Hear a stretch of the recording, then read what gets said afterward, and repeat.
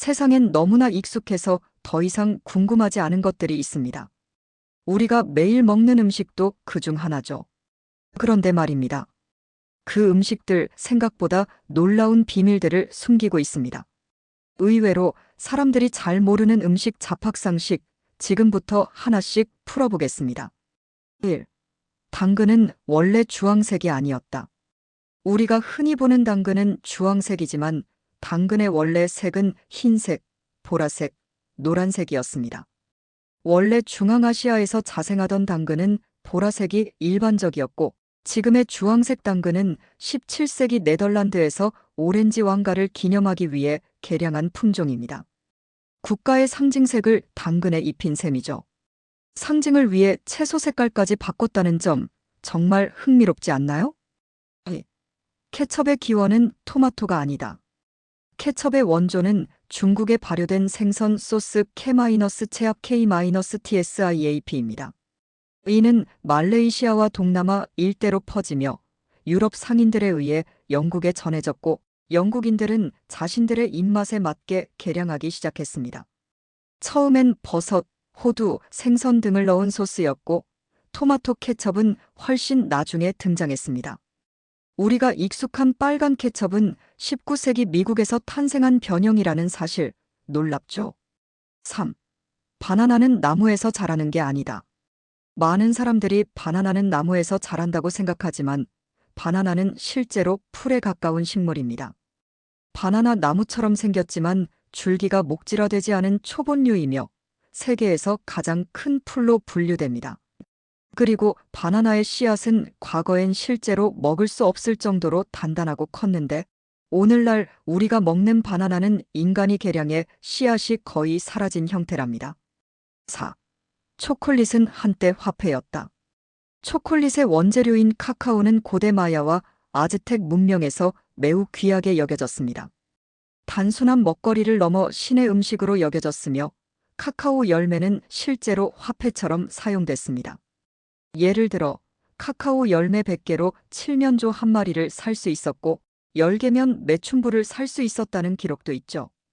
우리가 지금은 간식으로 먹는 초콜릿이 과거엔 통하였다는 것 상상이 가시나요? 5. 감자는 유럽에서 한때 악마의 식물로 불렸다. 감자는 오늘날 전 세계 식탁에서 빠질 수 없는 식재료지만 유럽에 처음 전해졌을 때는 꽤나 환영받지 못했습니다. 이유는 두 가지입니다.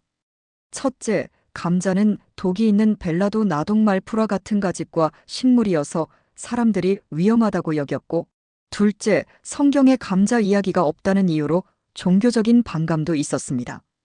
그래서 한동안 유럽에서는 감자를 사형수의 음식으로 여기기도 했답니다.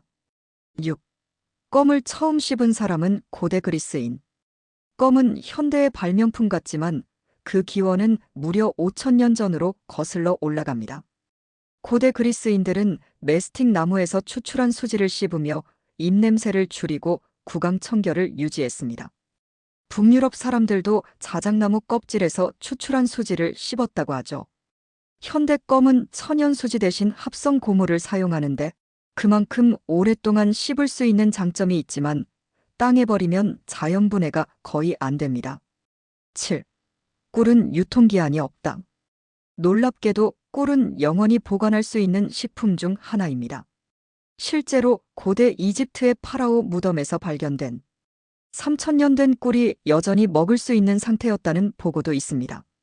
꿀은 산성이 높고 수분 함량이 낮아 박테리아가 생존하기 어려운 환경이기 때문에 부패하지 않는 것이죠. 다만 보관 상태에 따라 결정화가 생기거나 색이 변할 수는 있지만 이는 품질 저하와는 다른 현상입니다. 8. 오렌지 주스보다 레몬이 더 달다. 신기하죠? 대부분 레몬이 훨씬 시다고 느끼지만 사실 단맛과 신맛을 결정하는 건 산도 pH가 아니라 당도 브릭스입니다. 실험에 따르면 일부 레몬 품종의 당도는 오렌지보다 더 높기도 합니다. 그러나 산도가 더 강해서 단맛이 느껴지지 않는 것뿐이죠. 그러니 레몬이 무조건 덜 달다는 건 편견일 수도 있습니다. 9. 커피는 염소 덕분에 발견되었다. 커피의 전설은 에티오피아의 목동 칼디에서 시작됩니다.